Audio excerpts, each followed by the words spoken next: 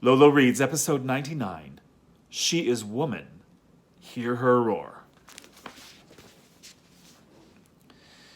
Shortly after 7, Beecham stumbled out of bed and into the bathroom.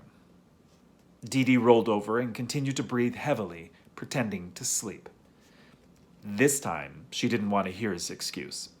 She was numb from excuses, drained by the effort it took to believe in him.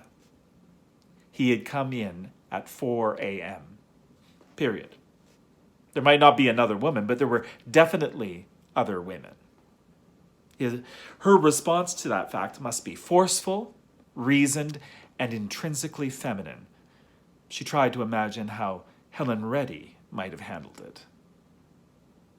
The phone woke her at 9:15. Hello? You asleep, darling? Not exactly. You sound down. Do I? Look, if it's about the you-know-what, well, it's a simple procedure, and you, Binky, it's not like the old rusty coat hanger days. All right, Binky.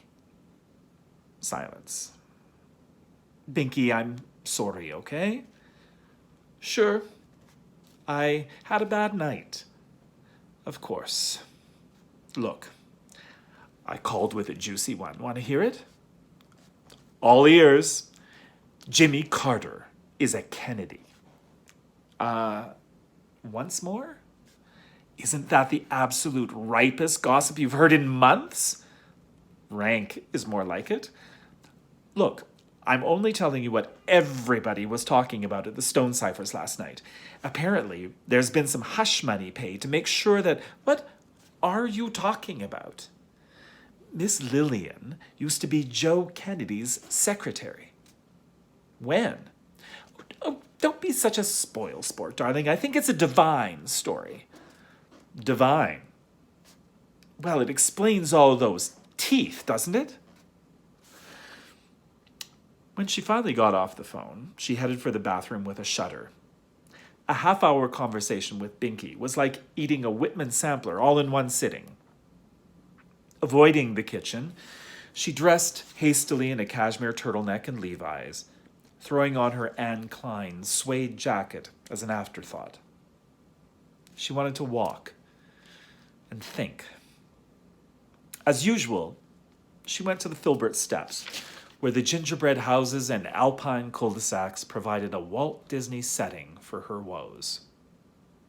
She sat down on the boardwalk at Napier Lane and watched the neighborhood cats promenading in the sun.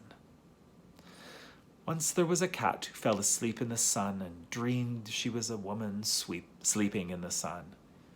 When she woke, she couldn't remember if she was a woman or a cat. Where had she heard that? Didn't matter. She didn't feel like a cat or a woman. All her life, she had done as she was told.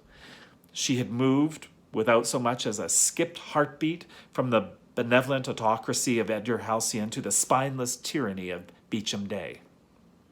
Her husband ruled her as certainly as her father had, manipulating her with guilt and promised love and the fear of rejection.